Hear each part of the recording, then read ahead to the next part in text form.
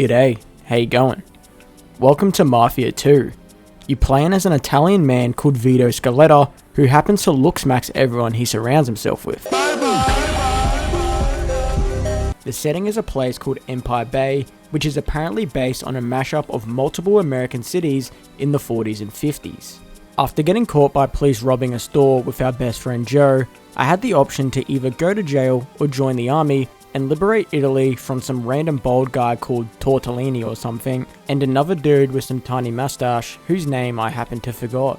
After ambushing the enemies, I made my way towards the building and ran directly into gunfire, showing my big brain within a minute of me playing the game. I infiltrated the building and managed to save 2 civilians. Please ignore the part where they got game ended straight away. Eventually I made my way to the MG42 and went to town on the enemies. It had unlimited ammo and really reinforced how technologically advanced the Germans were in World War II.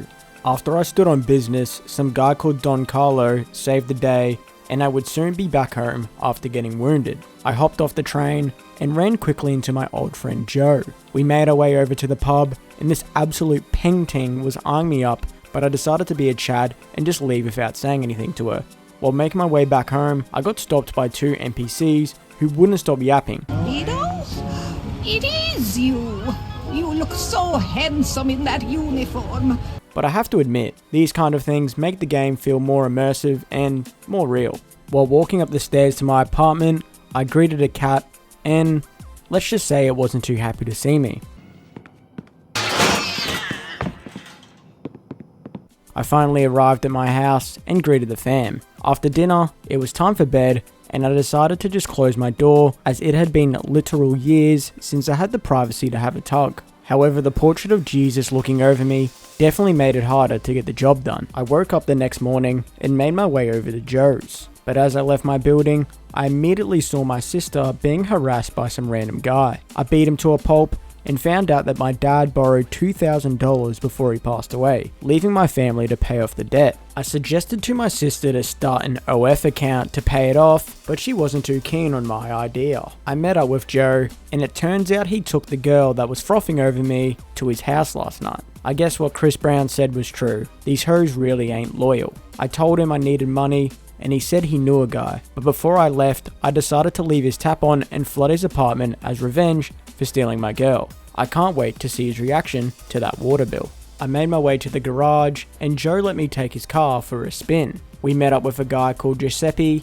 and he gave me these forged papers which say I don't have to go back to the war. He also gave me these lockpicks to help me steal a car that's directly outside the store. I sure hope it's not the guy's car who just sold me the lockpicks, but oh well. Apparently there was cops around the area and they immediately started pursuing me. I managed to lose them and take it to a body shop to change the plates. I randomly spammed all the letters on the number plate and came up with this. I was exactly 1 letter away from being cancelled. I drove to Mike's scrapyard and he offered me money to deliver a stolen car to him. I was like, yeah sure, BRB, and arrived at the location. One of the guys there weren't happy to see me, but I was just trying to explain that I thought his car was nice. After getting uppercutted to oblivion, I got back up and slumped him worse than what Ilya Taporia did to Volkanovski. Things escalated, and I ended up having the game end a few people. I eventually got the car and made my way back to Mike's scrapyard. Although the car was riddled with bullet holes and broken glass, he still had this to say.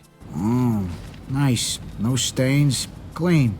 Where did the lowlife get the money for this? I arrived at Joe's, and he said I could crash there a while, and even have his food. I decided to knock back a post-work beer, and summoned my inner Bevo, and inhaled a sandwich with ease. And potatoes. Let's get right into that, look at that, bang. I woke up to a phone call and answered it. It was my mum telling me to get a real job. But I was like, Mum, no, I want to be a criminal instead. But eventually, I decided to make her happy and make my way down to the docks. I was told to move boxes into the back of this ute. I did it a total of 5 times until I was like, screw this, I'd rather go back to the front lines or join the Mafia. But as I was leaving, I was offered another task that aligned more with me, and that was basically stealing money from the other workers. It went reasonably smoothly, apart from the 2 guys I sent to the Shadow Realm, but yeah, my new boss was impressed and I made a solid amount of money. I then made my way over to the pub to meet up with Joe. He was there with this guy called Henry And to be honest, he might be the only guy to ever mog Vito, but anyway, I was sent to this location to steal some gas stamps from a safe. I snuck my way into the building and managed to choke out a security guard. All he had to do was tap and I would have stopped, but that's neither here nor there. I brought him to another room and then I decided to give him a buddy. I unlocked the safe and it tripped an alarm. I quickly escaped and it turns out I have to sell all these gas stamps before midnight. I managed to deliver to all 6 gas stations and made my way back home. After that long day, I decided I deserved the beer and went to bed. I woke up the next morning and read a letter from Joe. I was told to meet him at the bar. I really appreciated him just leaving the letter and not waking me up to tell me. I met up with him and Henry once again and we were told to rob this jewelry store. For some reason we were wearing these phone company uniforms, which really didn't make sense to me as those people fix phones. They don't rob stores.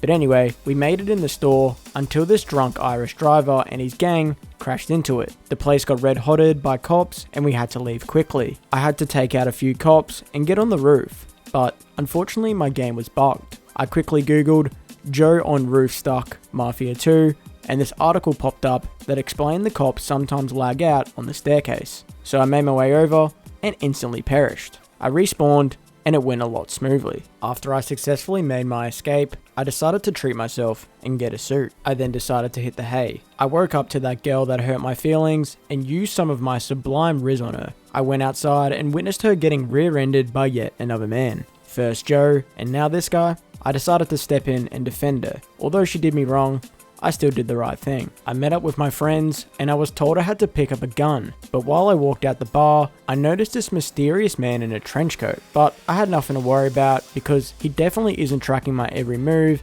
and making a case against me that will send me to jail for 10 years. Right? Anyway, I got the gun and the guy wouldn't stop yapping to me about how he was some survivor of this place called Normandy or something. I mean, who cares, bro? Go survive the real life beach scene from Saving Private Ryan and then tell me some stories. Me, Joe and Henry met up at the place where we were going to take this random guy out. He somehow survived this initial attack and we had to chase him. After clearing out all of his friends, we eventually had him cornered and Henry decided to test out this guy's gag reflex with the pistol, double pause. Old mate wasn't too happy about that and fired at Henry. Joe had to carry him and I had to make my way over to the doctor. But before that, I decided to change the plate of my car while Henry was dying in the back seat. We made it to the doctor and it seemed like Henry would make a full recovery. I paid off my father's debt since my family was too useless to do it themselves and went back to Joe's for a night's rest. As I left his apartment the following morning, it turns out that guy in the trench coat I brought up earlier actually was tracking my every movement and building a case against me to send me to jail for 10 years. Sorry for jinxing you, Vito.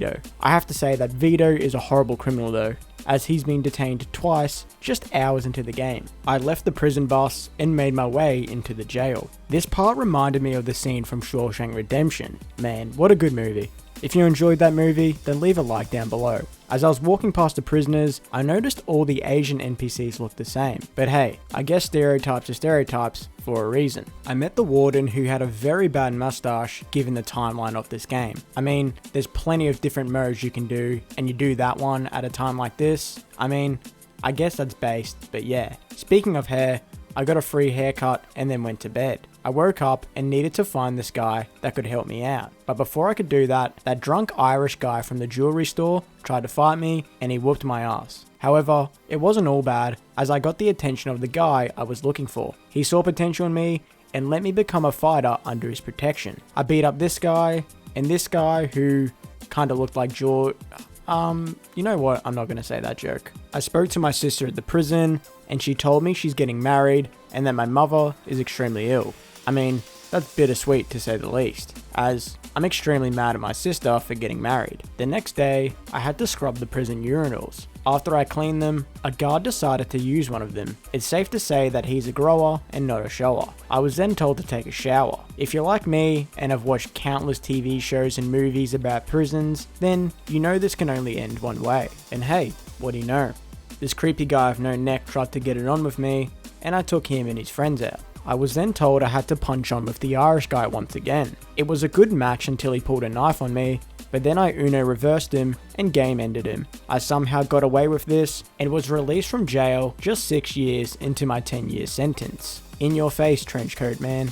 I really like this game and want to continue playing it. If you want to see more content like this, then subscribe, leave a comment, like the video, and yeah, it would make me feel better about myself. Alright, until next time, hooroo.